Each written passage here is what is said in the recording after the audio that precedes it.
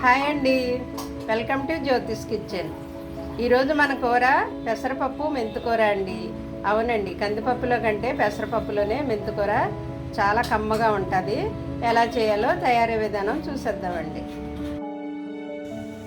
ఇదిగోండి, పప్పు మెంతికూర కోసం నేను మెంతికూర 2 కట్టలు తీసుకుని శుభ్రం చేసి కడిగి తరిగి పెట్టుకున్నాను. అయితే ఇదిగో స్టవ్ ఆన్ చేసి గిన్నె దీని మీద పెట్టాను. దీనికోసం నేను 1 టమాటో, 4 పచ్చిమిర్చి చీలికలు ఇందులో వేసేస్తున్నాను. టమాటో, పచ్చిమిర్చి కూడా వేసాను, మెంతికూర వేసేస్తున్నాను. అయితే పప్పు వేరేగా ఉడకబెట్టుకున్నానండి నేను, అందువల్ల ఆకు ఉడికిన తర్వాత పప్పు ఇందులోకి వేస్తానన్నమాట. పప్పుకి ఆకుకి సరిపడా ఇదిగో పసుపు 1 పావు స్పూను, కారం కూడా వేసేస్తున్నాను. 1 స్పూను,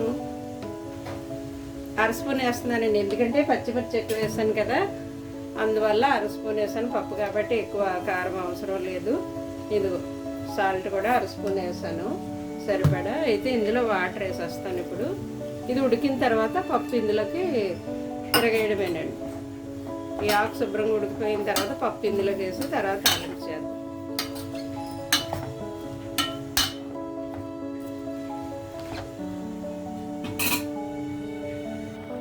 ఇదిగోండి, ఆకుకూర ఉడికిపోయింది.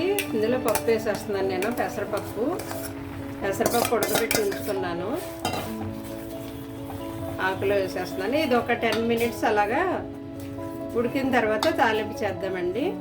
ఇది అలా ఉడుకుతూ ఉంటుంది. ఈ లోపల నేను తాలింపుకి అన్నీ రెడీ పెట్టుకుంటాను. ఇదిగోండి, పప్పు ఉడికిపోయింది. ఆల్రెడీ ఉడికిన పప్పే కదా, ఉడికిన ఆకుకూరలో వేసాము. అయితే ఇప్పుడు తాలింపు చేసేయడమే. పప్పు నేను అవతలకు షిఫ్ట్ చేసి ఇక్కడ తాలింపు చేస్తాను.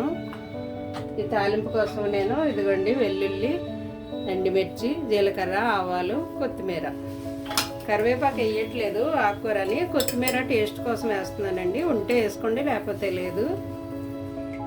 ఇదిగో కొద్దిగా నెయ్యి వేసాను. నెయ్యి హీట్ అయిన తర్వాత మనం ఫస్ట్ వెల్లుల్లి వేద్దామండి.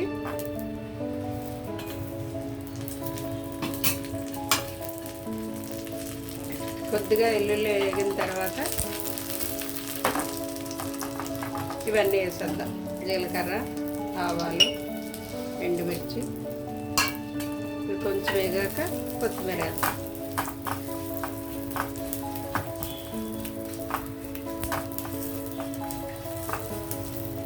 ఓకే, వేగేయండి, కొత్తిమీర వేద్దాము.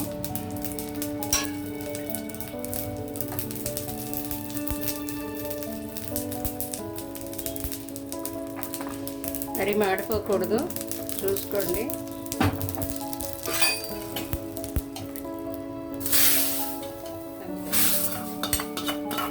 ఇది కందిపప్పు కంటే పెసరపప్పు బాగుంటుందండి. మెంతికూరలోకి చాలా బాగుంటుంది, కమ్మగా ఉంటుంది. మీరు ఒకసారి ట్రై చేసి చూడండి, వండి చూడండి, బాగుంటుంది. ఓకేనా? అయిపోయిందండి పప్పు మెంతికూర, పెసరపప్పు మెంతికూర అయిపోయింది. డిష్ అవుట్ చేయడమే ఇంకా. ఓకే అండి, ఇదిగోండి, ఎంతో టేస్టీ అండ్ హెల్దీ పెసరపప్పు మెంతికూర రెడీ అయిపోయిందండి. రెడీ టు ఈట్ అనమాట.